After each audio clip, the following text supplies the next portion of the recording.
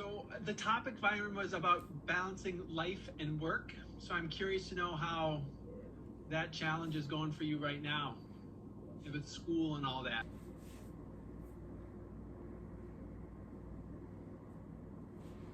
Really, it's time management and communicating with your teachers and my boss.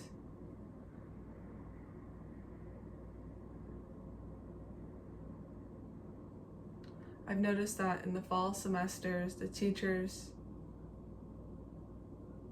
and it's the same teachers, their syllabus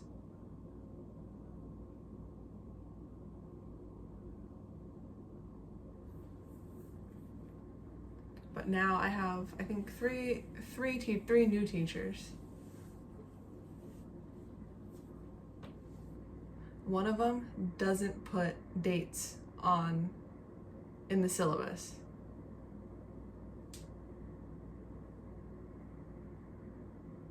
The second one uses too many words. Too many things that are besides the point.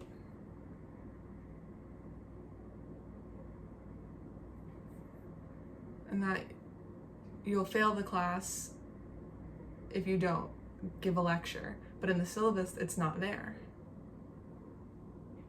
But it's on a different website. The class before said that this wasn't something, and I was looking for it and it doesn't say it. And I couldn't find anywhere where it had said.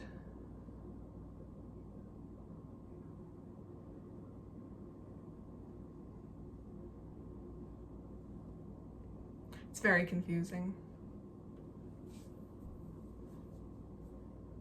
The third teacher is perfect, a great teacher, and everything, dates are clear in the syllabus.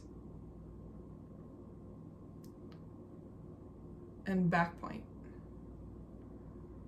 But I'm struggling a little bit with those other two.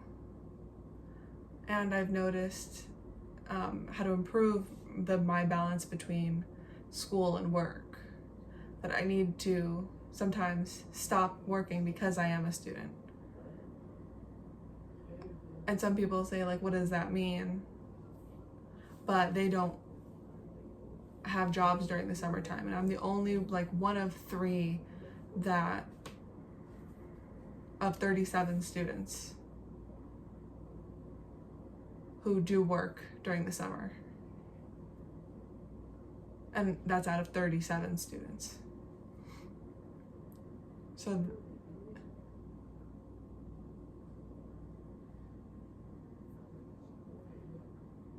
they spend all day looking for their assignments and working on those, and I can only wait until evenings.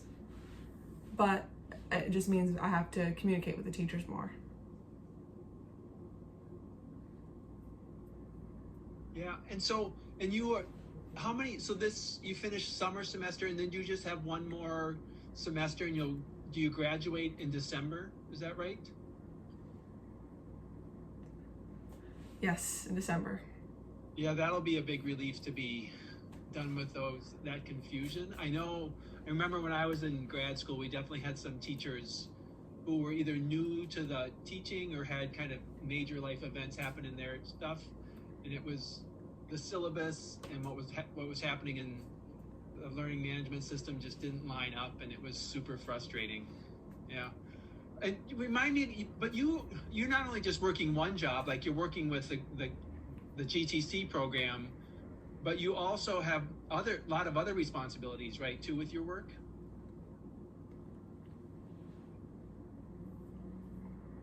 Yeah. I have one full-time job that I work every day.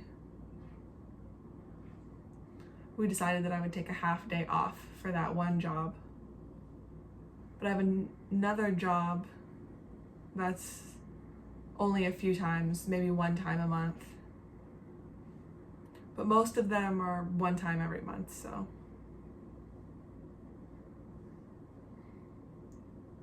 It's just that I have other responsibilities at home, like cleaning and washing dishes, cutting the grass.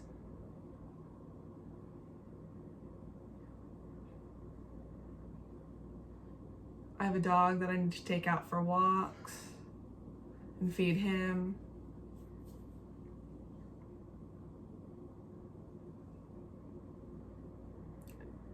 And sometimes I just need to take a shower to relax and then start with my homework. So it's not just one job, but I have other things that I have to take care of also.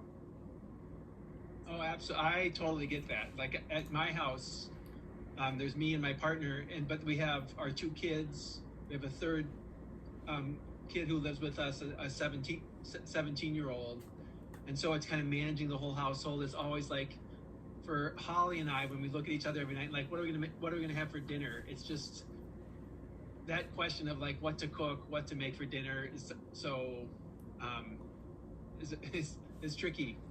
One thing that's been kind of nice for me is, I spend so much time in front of the computer screen, and it's just like I get tired of being in front of the computer, and I finally am taking on another project this summer, which adds to my workload. But we are going to get solar panels, but our roof is not strong enough. Like we need to make the rafters for the roof stronger. So I have to go in there and there's 2x4s that I have to add a 2x6 to and nail those together and figure all that out. And I am not super handy with construction, but it's something I enjoy doing. So for me, it's been nice to have a project like that just gets me away from the computer.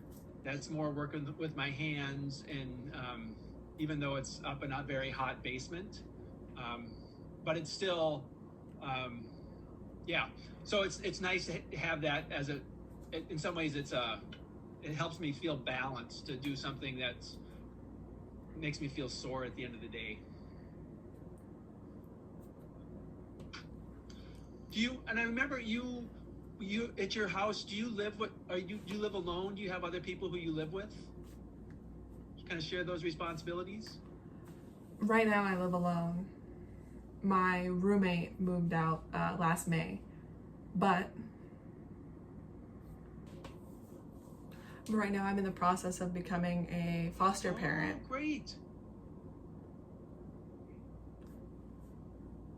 After my roommate moved out in May, I contacted the foster service, and after a while they finally contacted me, and it was because the person that I had been contacting previously quit.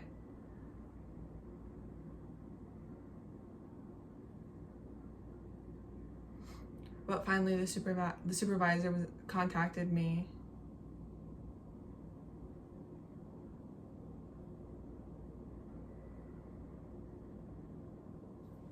So the supervisor told me that one of their staff would contact me in about a week, and I'd never heard anything.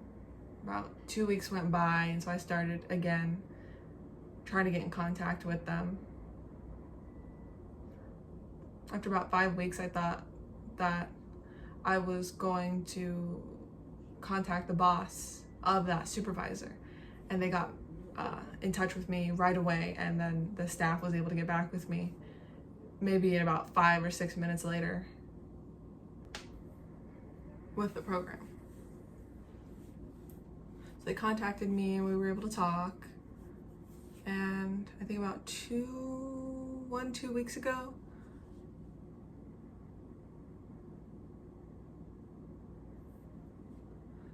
they postponed, and so now I feel a bit more calm because I'll become a licensed foster parent, and they will place me with a deaf child.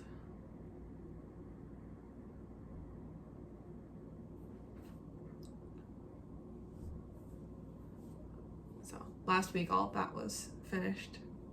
Well, that's awesome. I've been involved with doing foster care several times.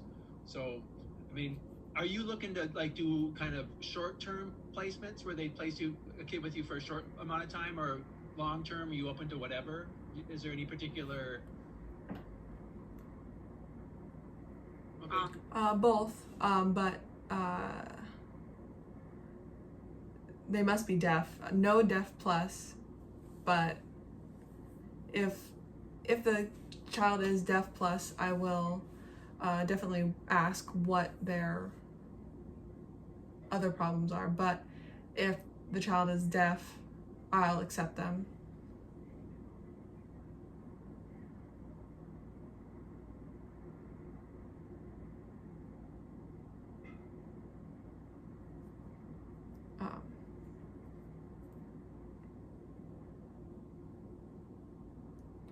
And one of the reasons is that if this child does have something else, I don't have the skills to take care of them. You have to have knowledge of special education with some disabilities. And so I don't want to insult deaf plus people, but my skills are limited. Yeah, well, and do you have a pretty good support system? Because I know when we've done foster care, like it's been really critical, even with the two of us here, that's been critical that we have kind of a good support system around us. So do you have kind of some, safety nets in place to support you too? No.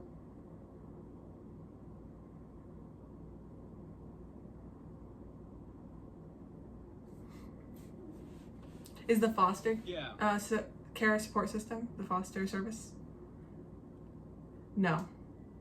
I don't have anyone that can support me if I need something, if I need to leave them with somebody. But the foster service does provide a respite service.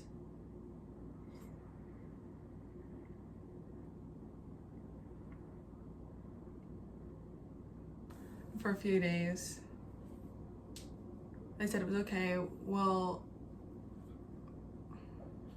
place that kid with a different family. And so I felt more relaxed. And so they'll place that kid with a different family, and then I'll be able to get them respite back. Services.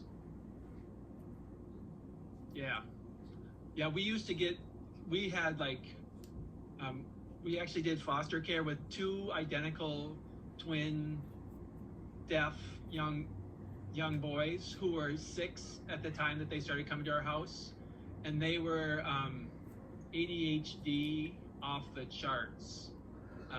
Really super brilliant, just incredibly smart, but they could get into anything. They would cause all sorts of problems, and I love them to death, and they almost drove me to death that summer because they were just so energetic. And I took them one time to McDonald's, or actually one of our respite workers took them to McDonald's, and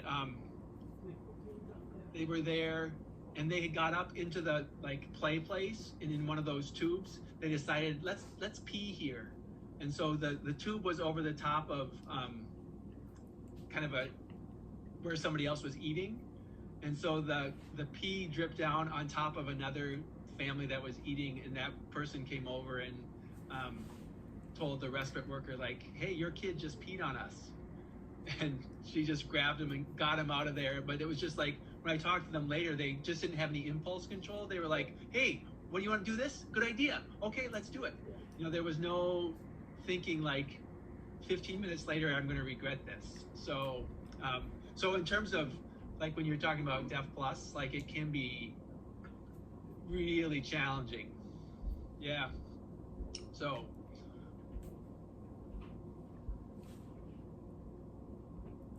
I'm curious, how long did you train before you became certified foster parent? Well, each time we've been licensed, it's actually been in specific situations where people requested us to step in. So the first time we did foster care was for these twins, and they both were in separate foster homes. And so we got invited to do respite for them. So they would come to our house, and then eventually they both moved into our house because they were going to go back with their mom, and they needed someone who could have them together for a while. So we really didn't get much training. It was the foster parents who were already working with them said, we'd like you to help us. And so we were kind of just thrown into the fire. Yeah, and the most recent thing was the 16-year-old who's living with us came through foster care, and it was a former friend who kind of had a real break with reality in terms of her mental health, and she had her kids taken away from her for a while, and so we had both of her daughters come live with us for over a year, and then her younger daughter was able to go back with her, but the older daughter is staying with us and has been permanent custody transferred to us. But that's what's been interesting for us is like we sometimes step in and think like that time we thought we were gonna have the girls for 3 days, or maybe a week and a half at the most, and it turned out to be a year and a half, and with one of the girls it's gonna be 3 years. So sometimes you don't know where that path will go to.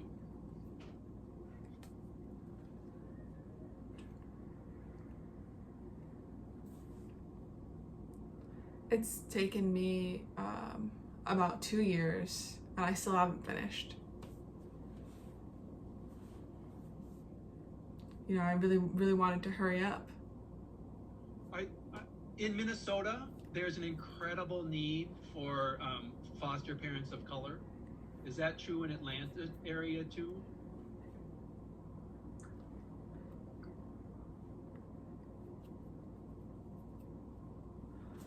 In Georgia, in Atlanta at least, there's a strong POC or Black. When I go to the training at the office, there's a lot of Black parents that are training to be, or they're in the process of becoming licensed, and many of them are Black. And there's one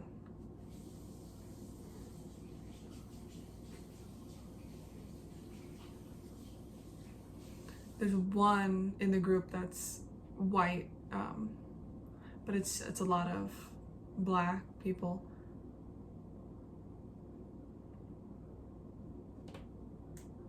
There was one licensed parent who took a Black boy in, and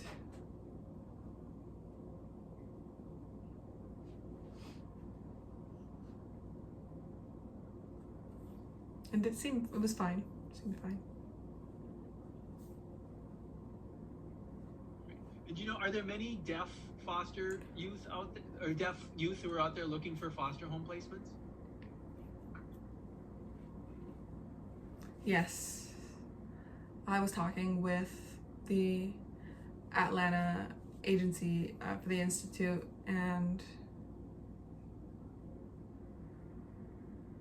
there were at least 3 there that needed foster parents who could sign. And those 3 live with foster parents who can't sign.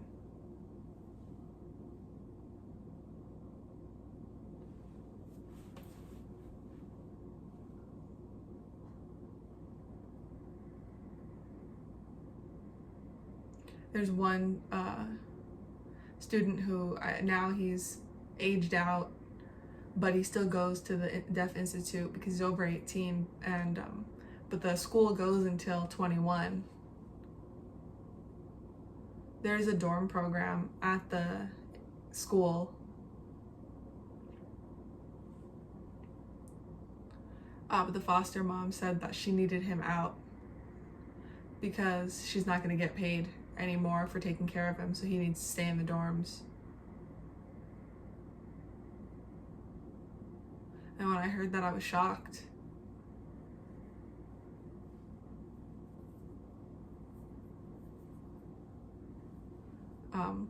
I was really surprised that would happen, but it is, more responsibility and less money, and so. Okay. Well, I will be very curious to hear how that goes for you, particularly if you have someone placed with you. I mean, it really, for us, it's been, you know, both a real challenge, but also really a gift. Like, I feel like we've got a lot from it, and it's, you know, great to make an impact on the life of a child like that. So I wish you the best.